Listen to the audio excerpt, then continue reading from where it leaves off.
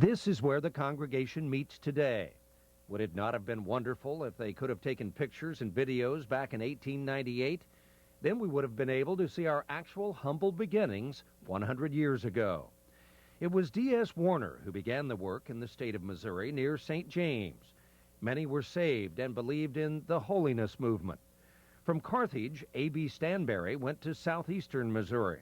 Through him, the message reached W.T. Seaton, who later became a pastor at Portageville in 1918.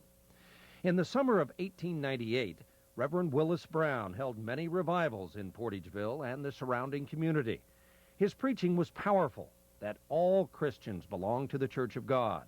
He preached divine healing, tithing, sanctification, consecration to Christian living, family worship, and modesty in dress, as well as other spiritual truths. One of Reverend Brown's sons, only 12 years of age, preached at one of the revival services. We now know him as Dr. Charles E. Brown, who served as president of the Gospel Trumpet, and later for 21 years as editor of Vital Christianity. After these series of meetings, the converts band together in 1898 and began to meet in homes. The first church was built in 1909 on the corner of DeLisle and 9th Streets. The property and labor were donated to God's work by those faithful people. Here are a few of the pastors who served in Portageville over the last 100 years.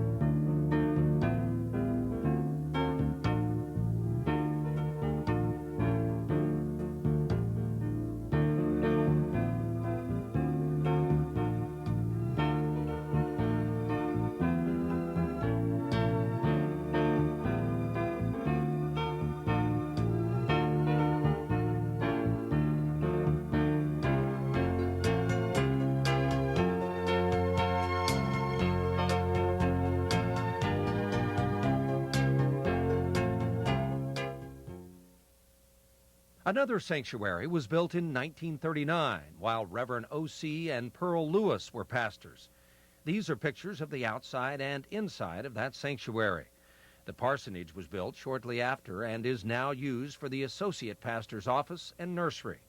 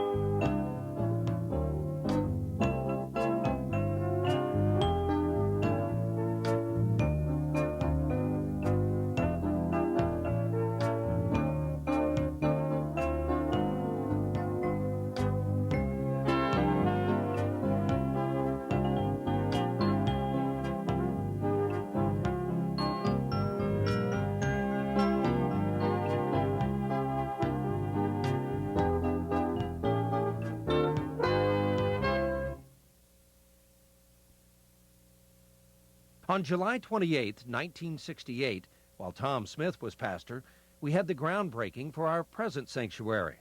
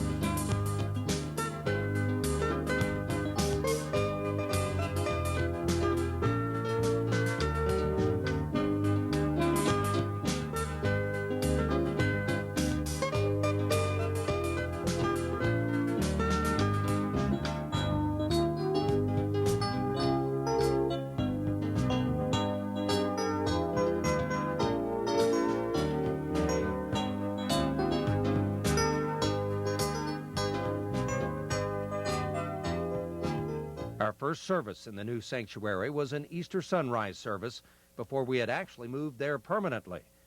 We had our first baptismal service in our new sanctuary on April 27, 1969.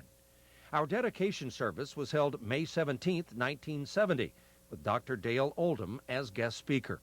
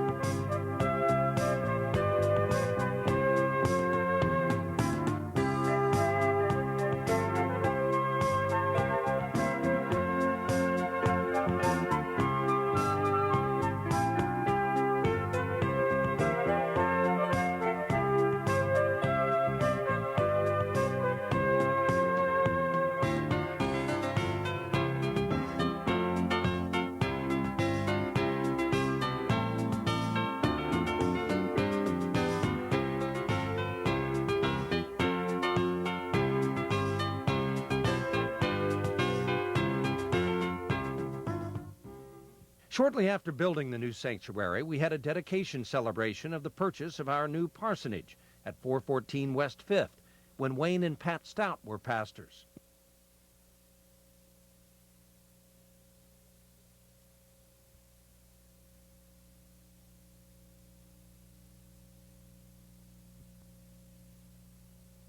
In 1977, just short of 10 years, we burned the mortgage on our new sanctuary. It was paid for.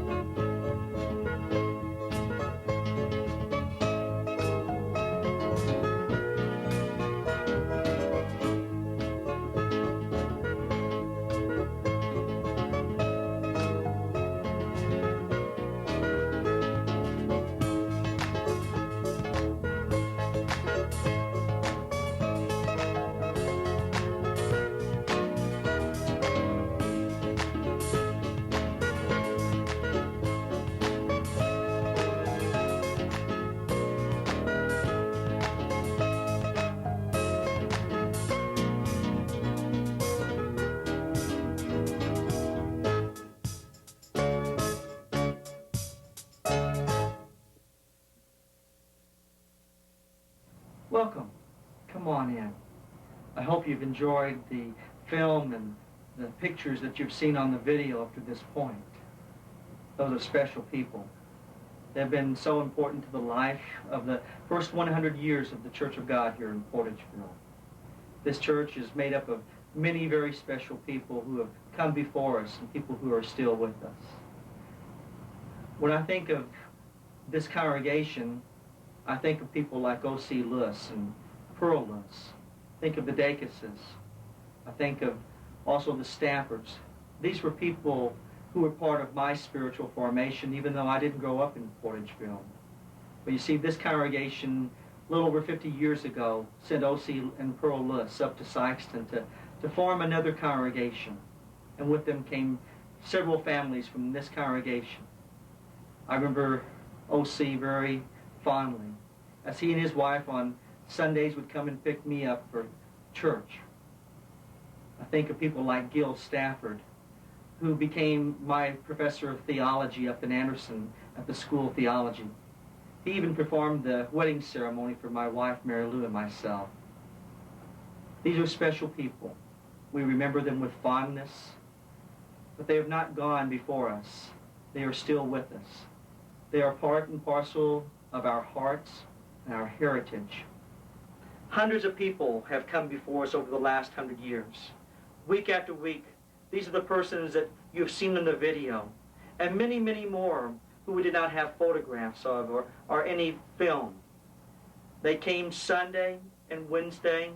They came to revival services. They came to special meetings.